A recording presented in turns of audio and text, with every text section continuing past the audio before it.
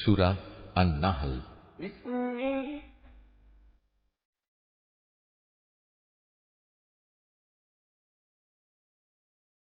রহমান রহিম আল্লাহ তাআলার নামে। এ বুঝি আল্লাহ তাআলার আযাবের আদেশ এসে গেল? অতএব হে কাফেররা, এর জন্য তোমরা মোটেই তাড়াহুড়ো করো না। তিনি মহিমান্বিত। এ জালেম লোকেরা তার সাথে অন্যদের যেভাবে শরীক করে, তিনি তার অনেক ঊর্ধ্বে।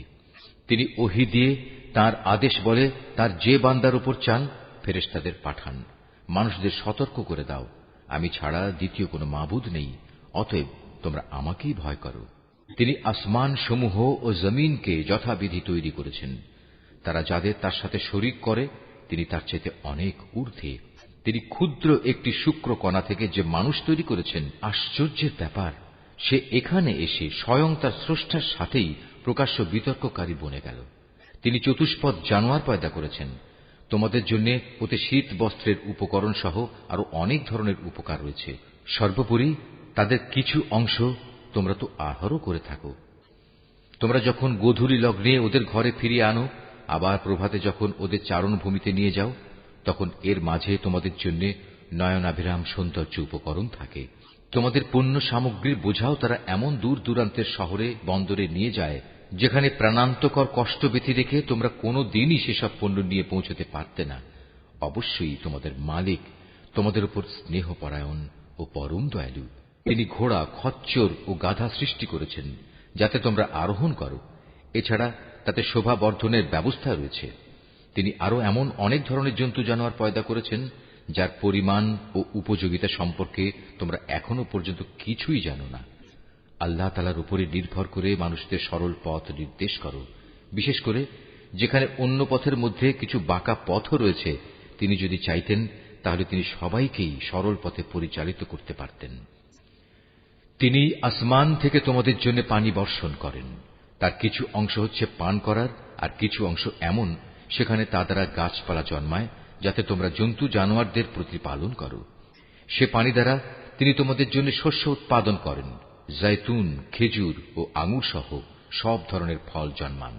অবশ্যই এর মাঝে চিন্তাশীল সম্প্রদায়ের জন্য অনেক নিদর্শন রয়েছে। তিনি তোমাদের সুবিধার জন্য রাত, দিন ও চাঁদ সুরুজকে নিয়ন্ত্রিত করে দিয়েছেন। নক্ষত্র রাজিও তাঁর আদেশে নিয়ন্ত্রণাধীন রয়েছে। অবশ্যই এর মাঝে তাদের জন্য প্রচুর নিদর্শন রয়েছে যারা বোধ শক্তি সম্পন্ন। রং বেরঙের আরো অনেক বস্তুও তিনি তোমাদের নিয়ন্ত্রণাধীন করেছেন, যা পৃথিবীর বুকে তিনি তোমাদের জন্য সৃষ্টি করে রেখেছেন। অবশ্যই এসব কিছুর মাঝে সেসব জাতির জন্য নিদর্শন রয়েছে যারা এসব থেকে নসিহত গ্রহণ করে। তিনিই সমুদ্রকে তোমাদের অধীনস্থ করে দিয়েছেন, যেন তার মধ্যে থেকে তোমরা তাজা মাছ, গোশত খেতে পারো, এবং তা থেকে তোমরা মণিমুক্তার গহনাও আহরণ করো, যা তোমরা পরিধান করো। তোমরা দেখতে পাচ্ছ কিভাবে ওর বুক চিরে জলযানগুলো এগিয়ে চলে, যেন তোমরা এর মাধ্যমে আল্লাহ তাআলার অনুগ্রহ, রিজিক সন্ধান করতে পারো। সর্বোপরি তোমরা যেন তাঁর নিয়ামতের কৃতজ্ঞতা আদায় করো। তিনি জমিনের মধ্যে পাহাড়সমূহ রেখে দিয়েছেন, যাতে করে জমিন তোমাদের নিয়ে এদিক সেদিক ঢলে না পড়ে। তিনি নদী ও পথঘাট বানিয়ে দিয়েছেন, যাতে করে তোমরা সব জায়গা দিয়ে নিজেদের গন্তব্যস্থলে পৌঁছতে পারো। তিনি তোমাদের জন্য দিক নির্ণয়কারী চিহ্নসমূহ সৃষ্টি করেছেন। তাছাড়া নক্ষত্রের অবস্থান দ্বারাও মানুষ পথের দিশা পায়। অতঃপর তোমরাই বলো, যিনি এত কিছু সৃষ্টি করেছেন তিনি কি করে তার মতো হবেন যে কিছু সৃষ্টি করতে পারে না? তোমরা কি এ থেকে কোনো উপদেশ গ্রহণ করবে না? তোমরা যদি তোমাদের উপর আল্লাহ তাআলার নিয়ামতগুলো গণনা করতে চাও, তাহলে কখনো তা গণনা করে শেষ করতে পারবে না। নিশ্চয়ই আল্লাহ তাআলা ক্ষমাশীল ও পরম দয়ালু। তোমরা যা কিছু গোপন রাখো আর যা কিছু প্রকাশ করো, আল্লাহ তাআলা তা সবই জানেন। আল্লাহ তাআলাকে বাদ দিয়ে এরা কার্যসিদ্ধির জন্য যাদের ডাকে, তারা তো নিজেরা কিছুই পয়দা করতে পারে না, বরং তাদেরই সৃষ্টি করা হয়। সেগুলো তো হচ্ছে কতিপয় মৃত বস্তু, জীবিত কিছু নয়।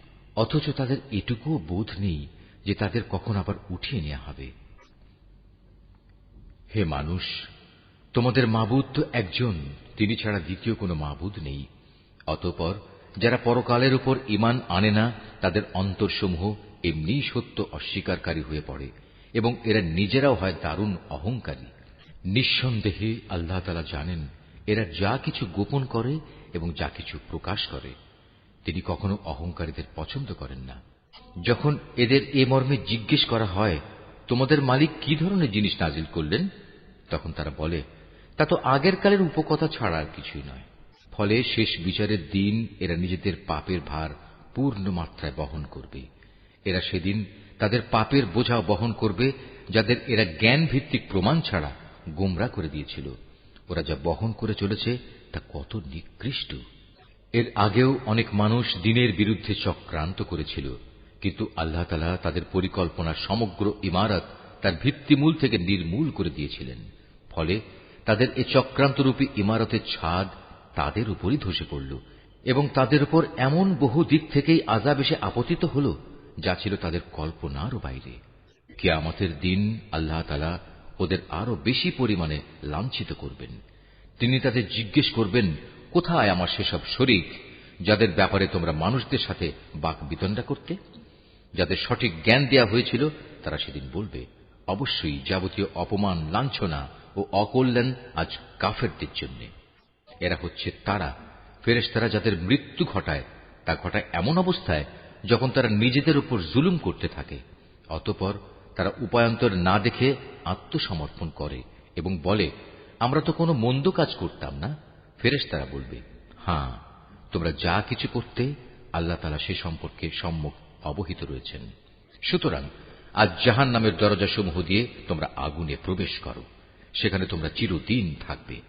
অহংকারীদের আবাসস্থল কত নিকৃষ্ট। অপরদিকে পরহেজগার ব্যক্তিদের বলা হবে, তোমাদের মালিক তোমাদের জন্য কি নাজিল করেছেন? তারা বলবে, হ্যাঁ, এ হচ্ছে মহাকল্যাণ। যারা নেক কাজ করে তাদের জন্য এ দুনিয়ায়ও কল্যাণ রয়েছে, আর পরকালের ঘর তো হচ্ছে আরো উৎকৃষ্ট কল্যাণ। পরহেজগার ব্যক্তিদের এ আবাস কত সুন্দর। চিরস্থায়ী এক জান্নাত, যাতে তারা প্রবেশ করবে, যার পাদদেশে ঝর্ণাধারা প্রবাহিত হবে। উপরন্তু সেখানে তারা যা কিছুই কামনা করবে তাই তাদের জন্য সরবরাহের ব্যবস্থা থাকবে। এভাবেই আল্লাহ তাআলা পরহেজগার ব্যক্তিদের তাদের নেক কাজের প্রতিফল দান করবেন। এরা হচ্ছে তারা ফেরেশতারা যাদের পবিত্র অবস্থায় মৃত্যু ঘটাবে। তারা তাদের উদ্দেশ্যে বলবে, তোমাদের উপর শান্তি বর্ষিত হোক। দুনিয়ায় তোমরা যে আমল করতে তারই কারণে আজ তোমরা জান্নাতে প্রবেশ করো।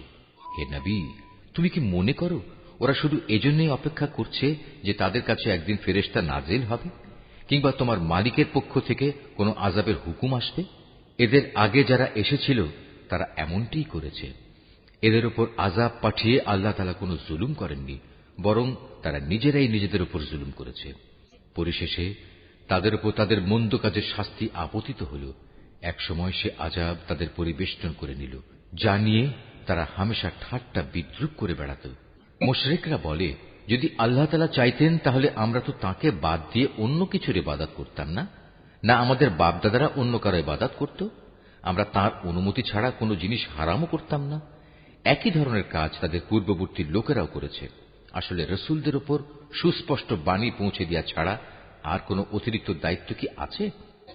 আমি অবশ্যই প্রত্যেক জাতির কাছে রসুল পাঠিয়েছি, যাতে করে তাদের কাছে সে বলতে পারে, তোমরা এক আল্লাহ তাআলার ইবাদত করো এবং নাফরমান শক্তিসমূহকে বর্জন করো। সে জাতির মধ্যে অতঃপর আল্লাহ তাআলা কিছু লোককে হেদায়েত দান করেন, আর কতক লোকের উপর গোমরাহি চেপে বসে গেছে। অতএব তোমরা আল্লাহর জমিনে পরিভ্রমণ করো এবং দেখো যারা রসুলদের মিথ্যা প্রতিপন্ন করেছে তাদের কি ভয়াবহ পরিণাম হয়েছিল। হে নবী, তুমি এদের হেদায়েতের ব্যাপারে যতই আগ্রহী হও না কেন, এরা কখনো হেদায়েত পাবে না। কেননা আল্লাহ তাআলা যাকে গোমরাহ করে দিয়েছেন তাকে তিনি সৎ পথে পরিচালিত করবেন না। আর এমন লোকদের আযাব থেকে বাঁচানোর জন্য কোনো সাহায্যকারীও নেই। এরা আল্লাহ তাআলার নামে শক্ত ধরনের শপথ করে বলে, যে ব্যক্তির মৃত্যু হয়ে যায় তাকে আল্লাহ তাআলা কখনো দ্বিতীয়বার উঠিয়ে আনবেন না। হে নবী, তুমি বলো, হ্যাঁ, অবশ্যই এটা তাঁর সত্য ওয়াদা, কিন্তু অধিকাংশ মানুষই তো জানে না। এটা তিনি এজন্য করবেন যে বিষয়ে এরা মতবিরোধ করত। কিয়ামতের দিন তাদের জন্য তিনি তা স্পষ্ট করে দেখিয়ে দেবেন, এবং যারা আজ অস্বীকার করে তারাও একথাটা জেনে নেবে, তারা সত্যি সত্যি ছিল মিথ্যাবাদী। আমি যখনই কোনো কিছু ঘটাতে চাই তখন সে বিষয়ে আমার বলা কেবল এটুকুই হয় যে হও, অতঃপর তা সংঘটিত হয়ে যায়। স্মরণ করো যারা আল্লাহর পথে হিজরত করেছে, বিশেষ করে ঈমান আনার কারণে তাদের উপর জুলুম হওয়ার পর আমি অবশ্য তাদের এই পৃথিবীতেই উত্তম আশ্রয় দেব, আর আখিরাতের পুরস্কার তা তো এর থেকে অনেক বেশি শ্রেষ্ঠ। কত ভালো হতো যদি তারা কথাটা জানত।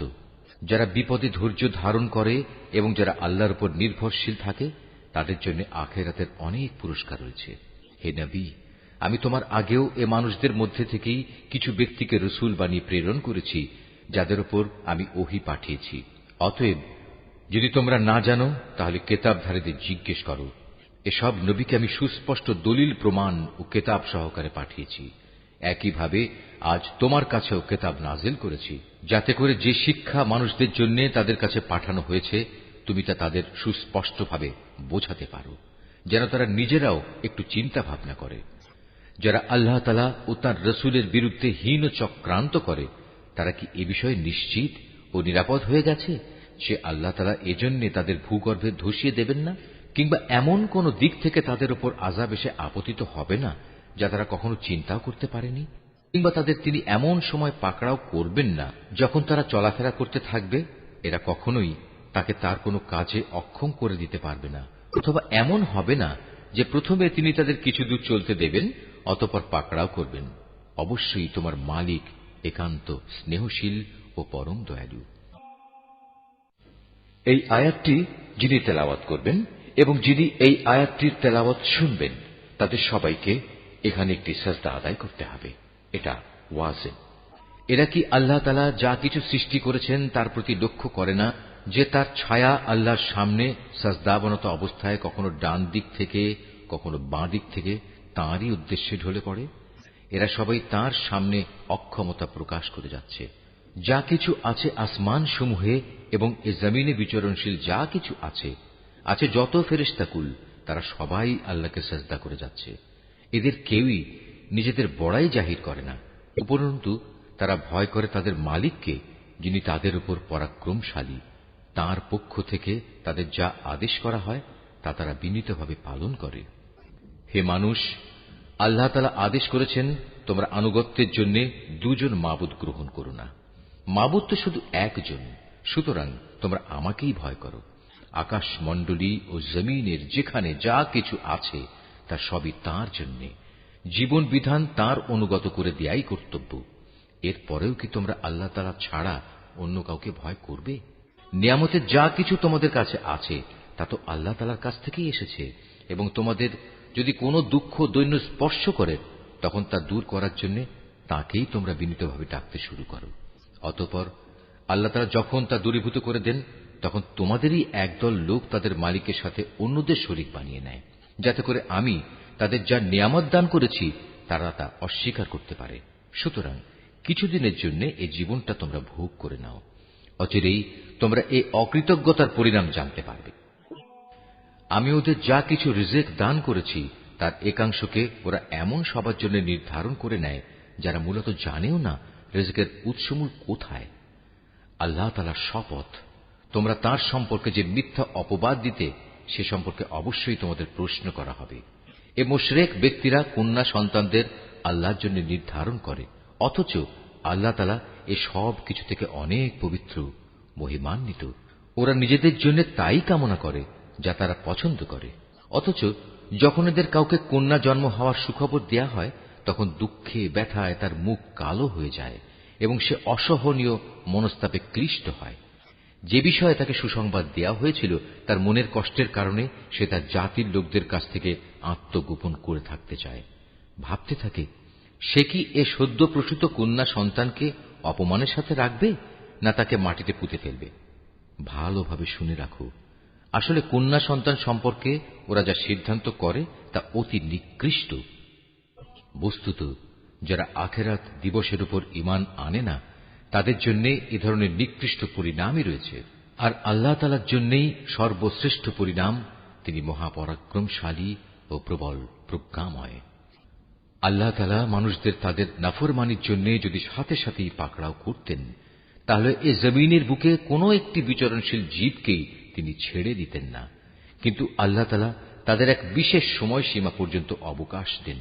অতঃপর যখন অবকাশের শেষ সময় তাদের সামনে এসে হাজির হয়, তখন তারা যেমন মুহূর্তকালও বিলম্ব করতে পারে না, তেমন তাকে তারা একটুখানি এগিয়েও আনতে পারে না। এরা আল্লাহ তাআলার জন্য সে বিষয়টি প্রস্তাব করে যা স্বয়ং তারা নিজেদের জন্য পছন্দ করে না। তাদের জিহ্বা তাদের জন্য মিথ্যা কথা বলে যে পরকালে তাদের জন্য সব কল্যাণ রয়েছে, অথচ তাদের জন্য সেখানে থাকবে জাহান্নামের আগুন এবং তারাই সেখানে সবার আগে নিক্ষিপ্ত হবে। হে নবী, আল্লাহর শপথ, তোমার আগেও আমি জাতিসমূহের কাছে নবী পাঠিয়েছিলাম, অতঃপর শয়তান তাদের খারাপ কাজসমূহ তাদের জন্য শোভনীয় করে দিয়েছিল। সে শয়তান আজও তাদের বন্ধু হিসেবে হাজির আছে। তাদের সবার জন্যই রয়েছে কঠোর আযাব। হে নবী, আমি তোমার উপর এ কিতাব এজন্যই নাযিল করেছি যেন তুমি তাদের সামনে সে বিষয়সমূহ সুস্পষ্ট করে পেশ করতে পারো যা নিয়ে তারা মতবিরোধ করত। বস্তুত এ কিতাব হচ্ছে ঈমানদার লোকদের জন্য হিদায়াত ও আল্লাহ তাআলার অনুগ্রহ স্বরূপ। আল্লাহ তাআলা আসমান থেকে পানি বর্ষণ করেন, অতঃপর একবার মুর্দা হয়ে যাওয়ার পর সে পানি দিয়ে তিনি জমিনকে জীবিত করে তোলেন। অবশ্যই এতে আল্লাহর কুদরতের বহু নিদর্শন রয়েছে সে জাতির জন্য যারা আল্লাহর কথা কান দিয়ে শোনে। অবশ্যই তোমাদের জন্য গৃহপালিত জন্তু জানোয়ারের মাঝে প্রচুর শিক্ষার বিষয় রয়েছে। তাদের উদরস্থিত দুর্গন্ধময় গোবর ও নাপাক রক্তের মধ্যে থেকে নিঃসৃত পানীয় খাঁটি দুধ আমি তোমাদের পান করাই। পানকারীদের জন্য এটি বিশুদ্ধ ও সুস্বাদু। খেজুর এবং আঙুর ফলের মধ্যেও শিক্ষণীয় বিষয় রয়েছে। তা থেকে তোমরা নেশাকর হারাম জিনিস যেমন বের করে আনছো, তেমনি তা থেকে হালাল এবং উত্তম রিজিকও তোমরা লাভ করছো। নিঃসন্দেহে এতে আল্লাহর কুদরতের অনেক নিদর্শন আছে তাদের জন্য যারা জ্ঞান সম্পন্ন সম্প্রদায়ের লোক। তোমার মালিক মৌমাছিকে এর নির্দেশ দিয়েছেন পাহাড়ের গায়ে, গাছের ডালে এবং অন্য কিছুর উপর যা তোমরা বানাও তার উপর নিজেদের থাকার ঘর নির্মাণ করো। অতঃপর প্রত্যেক ফল থেকে রস আহরণ করে তা খেতে থাকো।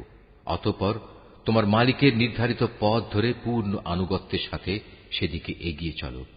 এভাবে তার পেট থেকে রং বেরঙের পানীয় দ্রব্য বের হয়, যার মধ্যে মানুষদের নিরাময়ের ব্যবস্থা রয়েছে।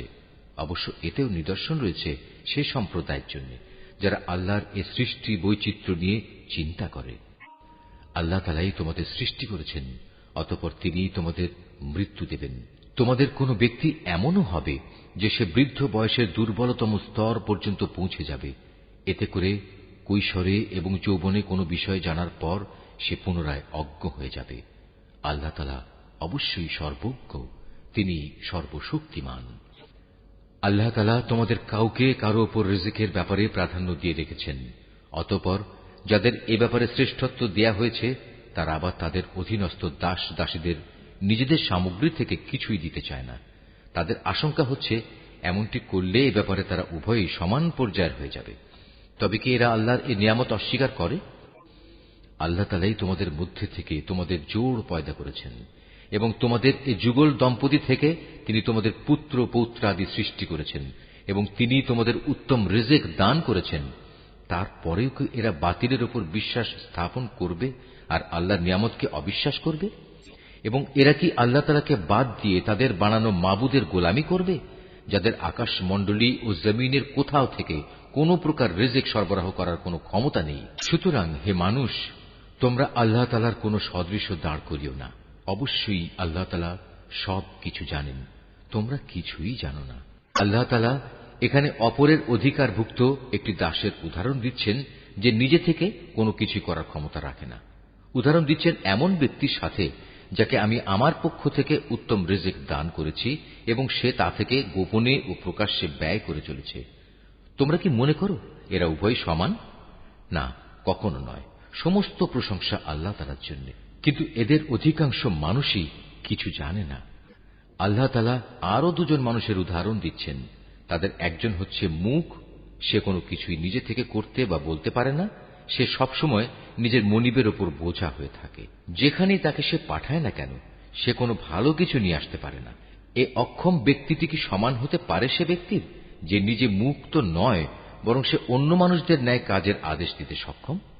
সর্বোপরি যে ব্যক্তি সহজ সরল পথের উপর আছে। আসমান সমূহ ও জমিনে যাবতীয় অদৃশ্য জ্ঞান একমাত্র আল্লাহর জন্যই নির্দিষ্ট রয়েছে। কিয়ামত অনুষ্ঠানের ব্যাপার তো তাঁর কাছে চোখের পলকের ন্যায়, বরং তার চাইতেও নিকটবর্তী। আল্লাহ তাআলা অবশ্যই সর্ববিষয়ের উপর শক্তিমান। আল্লাহ তাআলা তোমাদের মায়ের পেট থেকে এমন এক অবস্থায় বের করে এনেছেন যে তোমরা তার কিছুই জানতে না। অতঃপর তিনি তোমাদের কান, চোখ ও দিল দিয়েছেন যাতে করে তোমরা শুকর আদায় করতে পারো। এরা কি পাখিটির দিকে তাকিয়ে দেখে না যে আকাশের শূন্য গর্ভে সহজে বিচরণ করছে? আল্লাহ তাআলা ছাড়া এমন কে আছে যিনি এদের শূন্যের মাঝে স্থির করে ধরে রাখেন? অবশ্যই এর নিপুণ ব্যবস্থাপনার মাঝে ঈমানদার সম্প্রদায়ের জন্য অনেক নিদর্শন রয়েছে। আল্লাহ তাআলাই তোমাদের জন্য তোমাদের ঘরগুলোকে শান্তির নীড় বানিয়েছেন। তিনি তোমাদের জন্য পশুর চামড়া দিয়ে তাঁবুর হালকা ঘর বানাবার ব্যবস্থা করেছেন যাতে তোমরা ভ্রমণের দিনে তা সহজভাবে বহন করে নিতে পারো। আবার কোথাও অবস্থান নেয়ার সময়ও তা ব্যবহার করতে পারো। ওদের পশম, ওদের লোম, ওদের কেশ থেকে তিনি একটি নির্দিষ্ট মেয়াদের জন্য তোমাদের অনেক ব্যবহার উপযোগী সামগ্রী বানাবার ব্যবস্থা করে দিয়েছেন। আল্লাহ তাআলা যা কিছু সৃষ্টি করেছেন তা থেকে তিনি তোমাদের জন্য ছায়ার ব্যবস্থা করে দিয়েছেন। তিনি তোমাদের জন্য পাহাড়ের মাঝে আশ্রয়ের ব্যবস্থা করেছেন। তিনি আরো ব্যবস্থা করেছেন তোমাদের জন্য পরিধেয় বস্ত্রের, যা তোমাদের প্রচন্ড তাপ থেকে রক্ষা করে। আরো ব্যবস্থা করেছেন এমন পরিধেয় সমূহের যা তোমাদেরকে তোমাদের সমস্যা সংকট থেকে বাঁচিয়ে রাখে।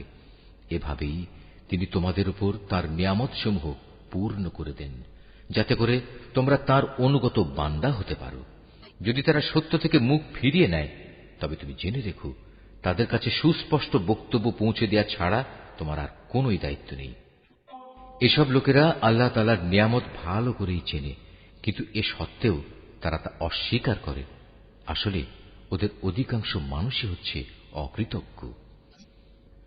স্মরণ করো যেদিন আমি প্রতিটি সম্প্রদায়ের মধ্যে থেকে এক একজন সাক্ষী দাঁড় করিয়ে দেব।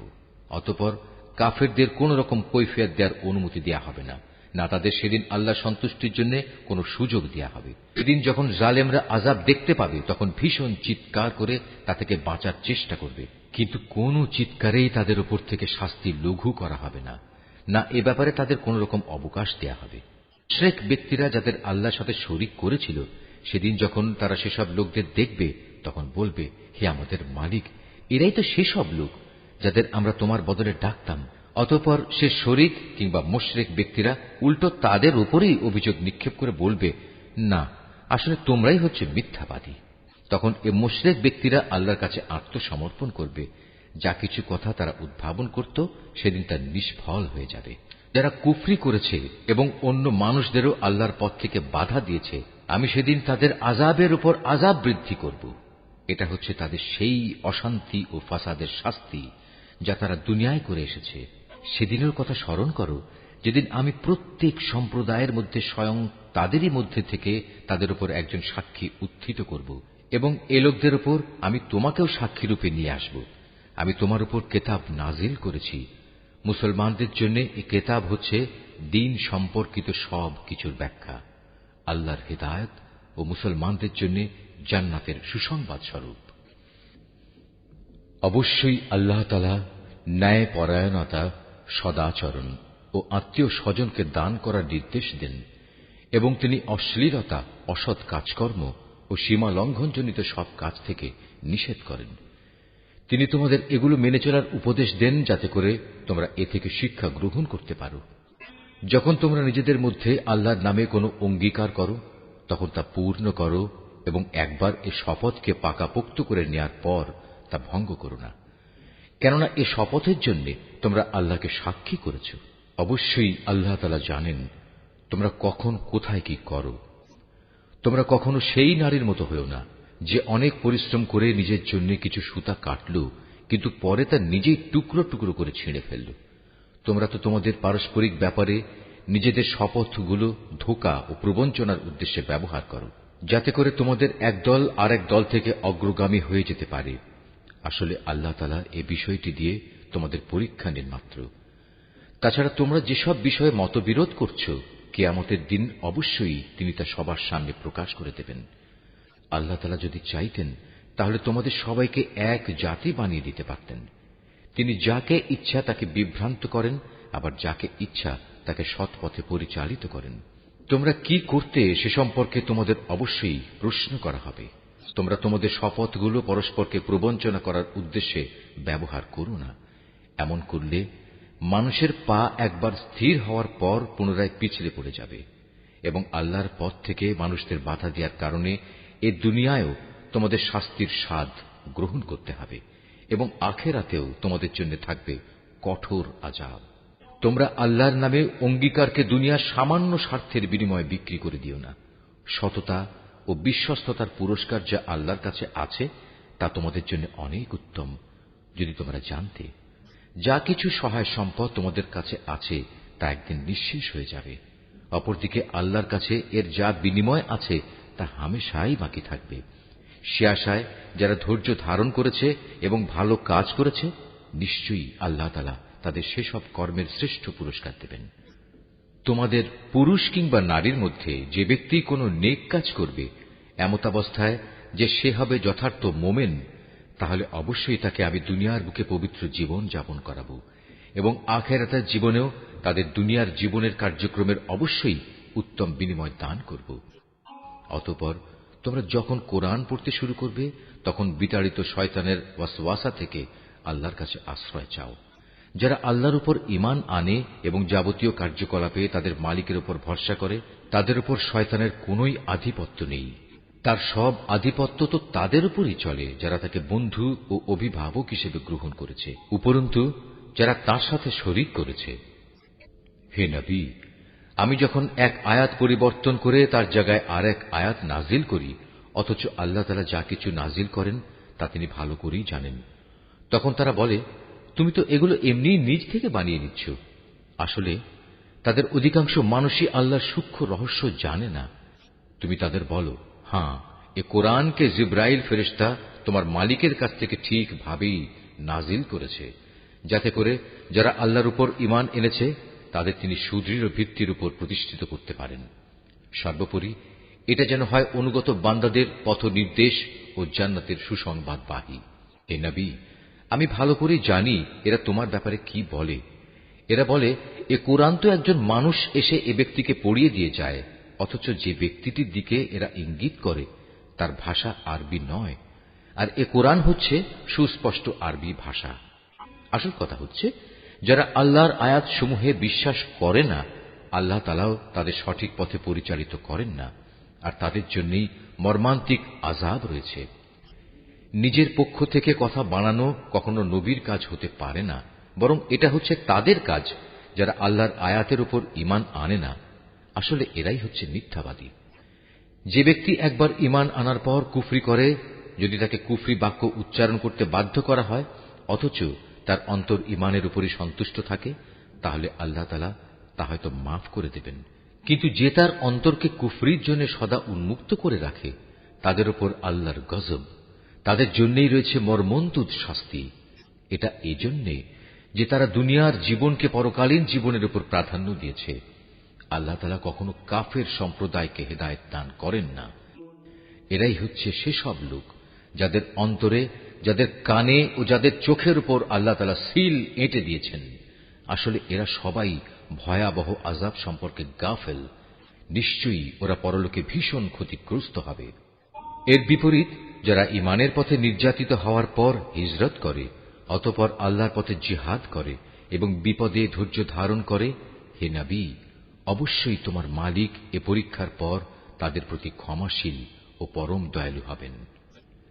স্মরণ করো যেদিন প্রত্যেক ব্যক্তি আত্মপক্ষ সমর্থনে যুক্তি প্রদর্শন করতে এগিয়ে আসবে। প্রত্যেক ব্যক্তিকেই কানাকড়ি হিসাব করে তার কৃতকর্মের প্রতিফল আদায় করে দেয়া হবে এবং তাদের কারো উপর কোন রকম অবিচার করা হবে না। আল্লাহ তাআলা এমন একটি জনপদের উদাহরণ তোমাদের সামনে উপস্থাপন করছেন যা ছিল নিরাপদ ও নিশ্চিন্ত। সেখানে চারদিক থেকে তাদের কাছে প্রচুর পরিমাণ রিজিক আসত। অতঃপর এক পর্যায়ে তারা আল্লাহর নিয়ামত অস্বীকার করল। ফলে তারা যে আচরণ করে বেড়াত তার শাস্তি হিসেবে আল্লাহ তাআলা তাদের ক্ষুধা ও ভীতির পোশাক পরিয়ে তাদের শাস্তি দিলেন। অবশ্যই তাদের কাছে তাদেরই মধ্যে থেকে একজন রাসূল এসেছিল, কিন্তু তারা তাকে অস্বীকার করল। পরিশেষে আল্লাহর আযাব তাদের জুলুম করা অবস্থায় পাকড়াও করল। আল্লাহ তাআলা তোমাদের জন্য যা কিছু পবিত্র ও হালাল রিজিক দিয়েছেন তোমরা তা আহার করো, যদি তোমরা সত্যি একান্তভাবে তাঁরই গোলামি করো, তাহলে এজন্যে আল্লাহ তাআলার নিয়ামতের কৃতজ্ঞতা জ্ঞাপন করো।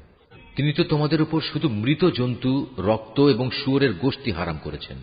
আরো হারাম করেছেন এমন জানোয়ার যার উপর জবাই করার সময় আল্লাহ তাআলা ছাড়া অন্য কারো নাম নেওয়া হয়েছে। কিন্তু যদি কাউকে এর কোনো একটা খেতে বাধ্য করা হয়, সে যদি বিদ্রোহী কিংবা সীমা লঙ্ঘনকারী না হয়, তাহলে সে যেন জেনে রাখে আল্লাহ তাআলা ক্ষমাশীল ও পরম দয়ালু।